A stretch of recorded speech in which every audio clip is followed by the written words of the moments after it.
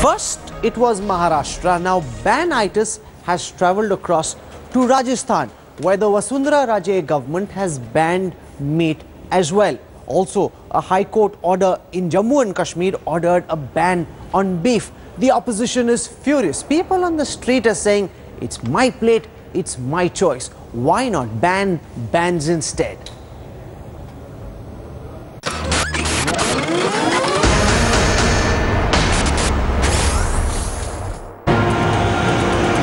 An empty fish market in Jogeshwari.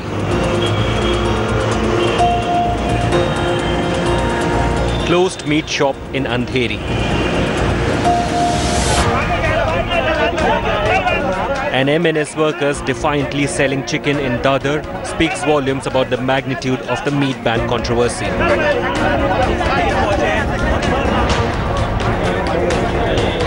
Jumping directly into the fight, MNS chief Raj Thackeray issued a direct dare to the BJP government and said that there will be no meat ban.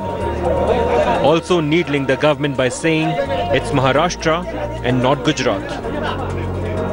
Political acrimony continues over the meat ban in Mumbai and the adjoining areas of Mumbai. Shiv Sena and MNS in particular are protesting against the ban. They are defying the ban during the Paryushan Parv. Now, the BMC had issued a circular saying that meat shops in Mumbai will remain closed. हे असले काय मांस विक्री वगैरे बंद काही प्रकार होणार नाही. मी तुम्हाला त्याशी 2 दिवसापूर्वी सांगितलं होतं या सगळ्या गोष्टी. हे सगळं या सगळ्या गोष्टी सुरू राहणार. And it's one of those rare opportunities where the Thackeray brothers united to share the same opinion. As the maximum city geared up for the 4-day controversial meat ban, Mumbai's mutton traders also knocked the doors of the Bombay High Court, alleging that such a move takes away the fundamental right of livelihood. Bombay High Court has put across extremely difficult questions to the BMC and the state government to reply by Friday. The questions put across included how would BMC ensure that in a modern city and a cosmopolitan city like Mumbai, the ban is implemented. Apart from that, they wanted to know how would food inspectors of BMC ensure that each and everyone having food in their house was having a vegetarian food on those 4 days. Amid the political mudslinging, it's the Aam Aadmi of Mumbai who was desperate to speak out.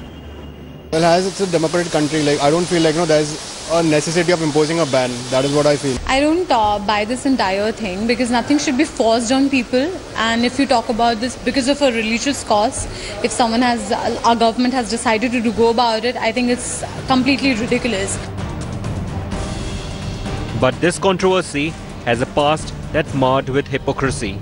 The irony is, back in 1994, it was Congress that first passed a meat ban resolution and the BJP had opposed it. But 21 years later, the tables have turned and it's the Congress which is opposing it, while the BJP-led BMC passed it. Bureau Report, India Today.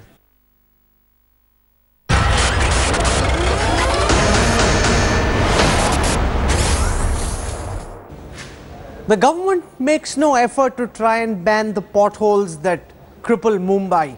They make no effort to try and ban khap panchayats in Haryana, and yet they go out and very quickly ape each other in banning meat. Joining us on the newsroom showdown tonight is Ashok Pandit, well-known filmmaker. With us also is Sanju Verma. She's a spokesperson for the BJP. I want to go across to Ashok Pandit first because this ban-itis seems to be more infectious than the flu. It started with Maharashtra. It spread already to Rajasthan.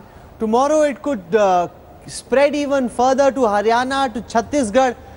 How do we fight this? Is it time to say enough is enough, my plate, my choice? Rahul, to be very honest, all these bans is giving you an impression that this country is not a democratic country. It's a dictatorship which is still ruling. It's the Britishers who are still ruling. And we are aspiring to be democratic. We are aspiring to come into the entire values of democracy. I have a right to eat whatever I want to. I have a right to breathe whatever I want to. And this is my fundamental right. If you don't like a particular thing, you don't eat. I'm not forcing you. The vegetarians have no right to force a non-vegetarian to eat vegetarian only. A non-vegetarian has no right to tell the vegetarian that you have to eat only non-vegetarian. Where are we heading to? What are we trying to say? Today a film was banned. So if this is a sign of arrogance of a political party, that here I am a ruler, I am a dictator, and you have to do what I am supposed to do or whatever I think. This gives an impression the time when kings. You're making an important point, and I want to get Sanju to respond to this. The BJP's actions reek of arrogance, Sanju. They reek of somebody who thinks of himself as an imperial ruler who has the sovereign right to take whatever decision he wants. Has the BJP completely forgotten that we're a democratic country, and if it's my plate, it's my right to choose what I want to eat? Okay, Rahul. I'm very glad you raised this question about fundamental rights. Now the matter is that, all of us seem to be screaming our lungs hoarse about the fundamental right of us as a nation. Have we forgotten about our fundamental duties? Something that nobody on any channel on this particular meat ban discussion is making. The fact of the matter is that the Supreme Court, in its 2004 and 2008 judgments upholding the meat ban and upholding anything that has to do with cow slaughter, clearly said that while fundamental rights of an individual are important, we live in a pluralistic society, and it is the duty of every individual under Article 51A to respect the other's faith and promote communal harmony and brotherhood. Absolutely, So Sanju, but nobody is saying that they want the Jains to eat meat. But what about somebody's right to eat what he wants? If the rights of the Jains are important, what about the rights of the rest of the country? The people who want to eat what they want. As important as fundamental rights. Fundamental duties are as important as fundamental rights. There are some people who seem to be saying that, by imposing the meat ban, what we are doing is something that is ultra virus of the Constitution under Article 25. Some have said it is ultra virus of Article 19 and Article 21. Pray tell me, has any of you ever bothered to read what your fundamental duties are? Nexus political parties who want to raise and want to divert the mind just one second. from the real issues. Both traders off, This please. is just Just one an second. act of diverting Sanju and Ashok and Sanju, let me lay the rules for this debate. One of you will speak at a time. I don't want the both of you to speak over each other. Just turn those traders down, please. One of you will speak at a time. Neither of you is on air right now. You will speak one at a time. We've heard from Sanju Verma. I want Ashok Pandit to respond now. Go ahead, Ashok. Rahul, all these, fundas which a political parties normally come out with is basically to divert the minds of people, a common man, from the real issues. Today, Maharashtra is under a drought situation. Absolutely. The farmers are dying. People are on the streets. There is a total chaos in the state. Instead of concentrating on this major issue where there are no rains, where people are totally under tension, where the crops are totally dying, instead of concentrating on these issues, you are banning the meat, you are banning that you don't have to, these are not the issues. And believe me, I have a lot of Jaini friends, they are not interested in this, they don't want it to be banned. They are celebrating this festival of theirs from last thousands of years. This has never come in the forefront. Okay. This is just let me get Sanju Verma to respond to this. Does this not reflect that the government's priorities are deeply flawed, Sanju? Okay, just one second. Hear my question and then answer. There's a terrible drought in Marathwada. The government's doing little to try and solve that. Your chief minister is in Japan. Instead of trying to deal with problems on the ground, try and fix the problems of potholes, try and fix real civic infrastructure problems that Mumbai and Maharashtra face. You don't seem in the least bit bothered about those issues. Let me answer. Let me answer, Rahul. And I hope, now neither you nor Mr. Pandit will interrupt me. Go ahead. Let me first make a point. Why was no media channel and why was an activist like Mr. Pandit not making a hue and cry when in 2013 and 2014, Kathleen Pereira, the mayor of Meera Bhayandar, banned meat. You don't tell me. That time nobody raised a hue and cry. Was it because Kathleen Pereira was a Christian? But you raised a hue and cry because the same rule applies to you. Turn both traders down.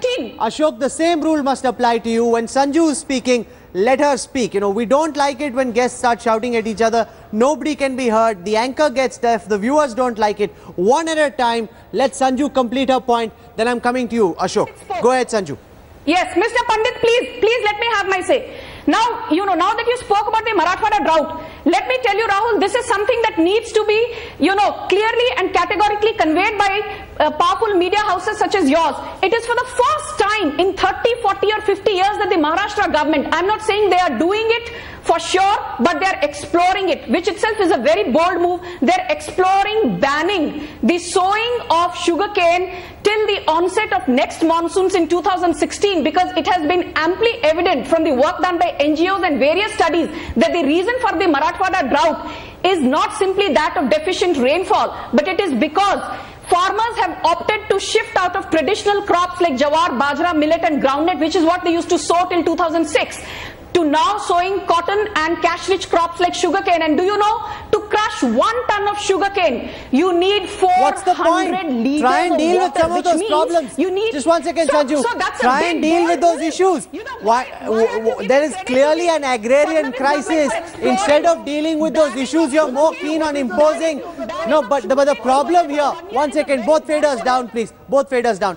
Ashok, the problem here is that the government in Rajasthan wants to run a blood donation camp to mark the birth anniversary of Pandit Deen Dayal Upadhyay. That blood donation camp clashes with Eid, with Bakar Eid, which falls on the 24th and 25th of September, one of those 2 days.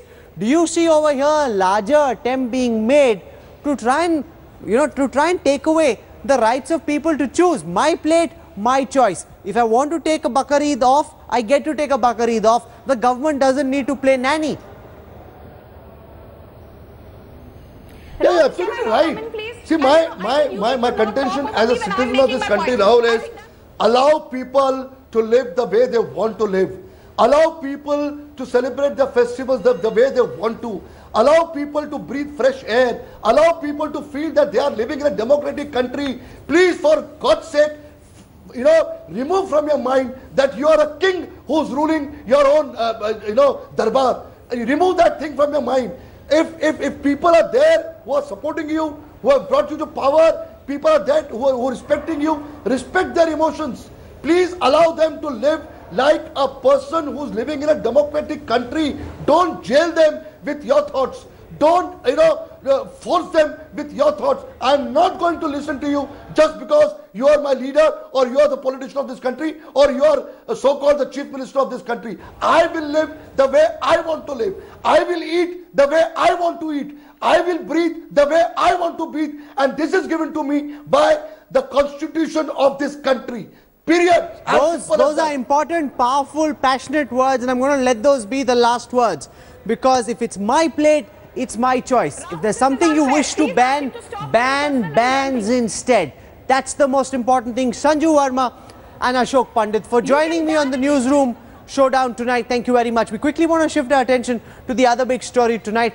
This about the Saudi diplomat who organized orgies at his house in Gurgaon. He raped his Nepali maidservants and now he could get away. Is the Indian government going soft on him? Should they not, at the very least, name him and shame him? He enjoys diplomatic immunity, but so did diplomat Devyani Khobragade. That didn't stop the United States from arresting her, from naming her, from shaming her. Why is India not doing the same? Take a look at this report.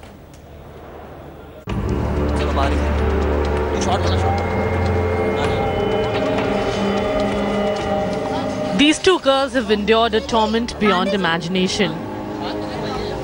Gang raped at wild orgies, treated as sex slaves, and locked in. Their 5-month ordeal was allegedly at the hands of a diplomat from Saudi Arabia, a man who may be off the hook because of a privilege of immunity. These girls from Nepal were subjected to unspeakable horror, whisked away to Agra and Nainital for orgies involving 10 people, locked up in a Gurgaon apartment whenever the family left, and terrifyingly their wrists were slashed for resisting the brutality.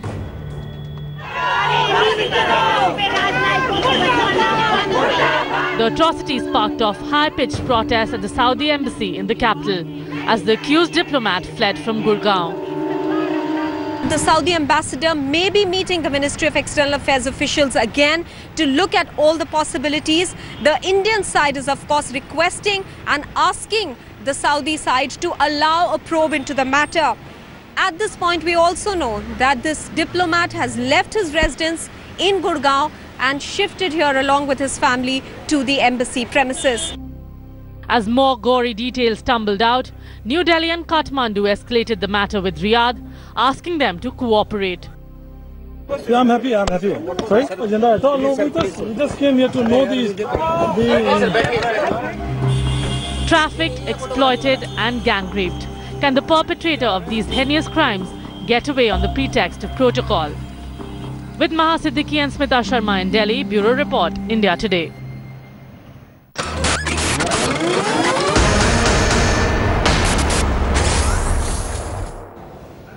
To give us a perspective on the thinking within the ruling BJP, we're joined now by Shazia Ilmina. The Saudi diplomat kept two maids for months as sex slaves. They were passed around to other diplomats. They were beaten, not given food, forcibly made to participate in orgies. And the diplomat is run away, sitting in his embassy. What does your government intend to do, Shazia? Are we just going to let this rapist get away? No, not at all. I think MEA has made taken a notice to this, and it will not go, unaddressed. In fact, there is a demand being made for this particular person to be this particular diplomat who's done something so terrible, and it's indeed a sad story. You can't help but wince when you hear the details, that he should be either deported or asked to come back, because this is a very serious matter, and diplomatic immunity alone is not enough to let him get away. But Shazia, deportation is what he seeks. I don't think deportation is perfect for him. He will not have to serve any jail time. Agreed. He gets away scot-free. One second, Shazia. Hear my question. Because when Devyani Khobragare had a case levelled against her, Shazia, hear my question. The United States did not flinch in naming her. She was arrested. Yes. The IMF chief was taken in custody as well. He was made to serve a trial, no matter how big and powerful he was. Even if he enjoys diplomatic immunity under the Vienna Convention, why can we not at the very least name him and shame him? What stops us from doing that? Why haven't we done that so far, Shazia? No, I'm sure a very stern view is being taken of the situation. There are a lot of people on top of this. I can promise you that much. This is what I'm going to say for now, because I've been kind of following the story. But the fact of the matter is that yes, diplomats here and all over do enjoy diplomatic immunity. And yes, what happened to Devyani is, we all know, that was a matter of her maid having worked on the laws that were there, that existed in US, whereby she seemed to have violated a law where her maid was involved in a particular agency that he was working with through. Shazia, the charge against, no, there's a response here. The charge against Devyani Khobragare was much lesser than the charge against this Saudi diplomat. She only had a maid working at her place illegally. Here you've got somebody who's accused of rape, of torturing women, and yet the government hasn't done a fraction of what the United States did against Devyani Khobragare. Is it because we're trying to build bridges with the Saudis and we are scared of what the monarchs might think of our action? The government will... I think the senior personnel of MEA and the top people are taking charge of the situation. A very stern letter has indeed been written already, and whatever can be done will be done, because there is another issue here. The girls who belong to Nepal, they have gone ahead. There is another case being made by the Nepalese embassy as well. So it is a serious matter, and it can blow into a big crisis. All is being done to take stock of the situation and assuage the matter. Yes, what has happened with the girls cannot be condoned, and nobody will.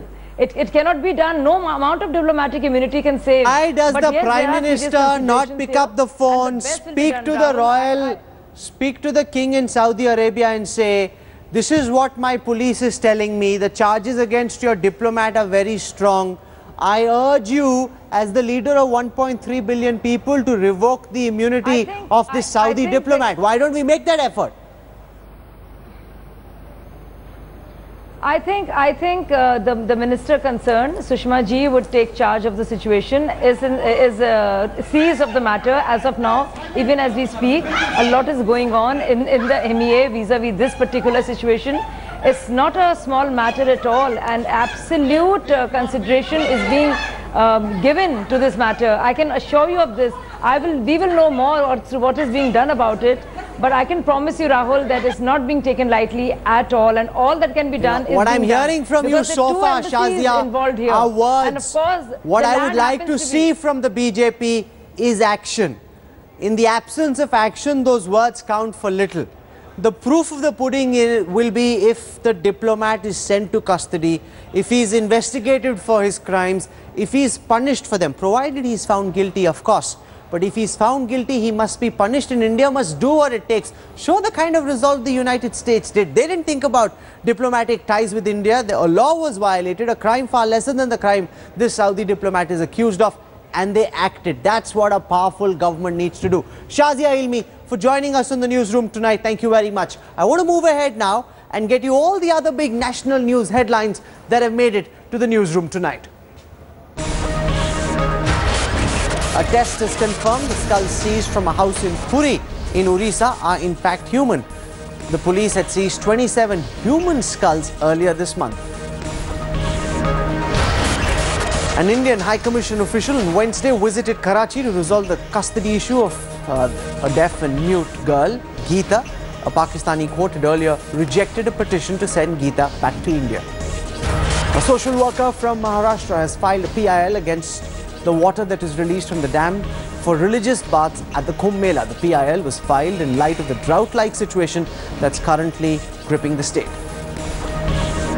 Congress Vice President Rahul Gandhi is slated to lead a massive Save Farmers March in the Barga district of Orissa during his two-day visit to the state starting tomorrow. Another controversial statement has been made by a BJP MP. Chaudhary Babulal from Fatehpur Sikri has said that the growing Muslim population in the country is a matter of grave concern. The newsroom slips into a very quick break right now. When we come back, we'll dive into all the poll numbers coming in from the first pre-poll survey from Battleground Bihar. Remember, this is the most credible barometer on which way the political winds in Bihar are blowing at this time. I'll get you a quick wrap in newsroom style of all the poll results, and I will be joined by the biggest newsmakers from the battlefield. BJP's tallest leader in Bihar, Sushil Kumar Modi, former Chief Minister Jiten Ram Majhi, and Janata Dal United's National President Sharad Yadav are my special guests. And they're coming up on the other side of a very quick break. You're watching the newsroom.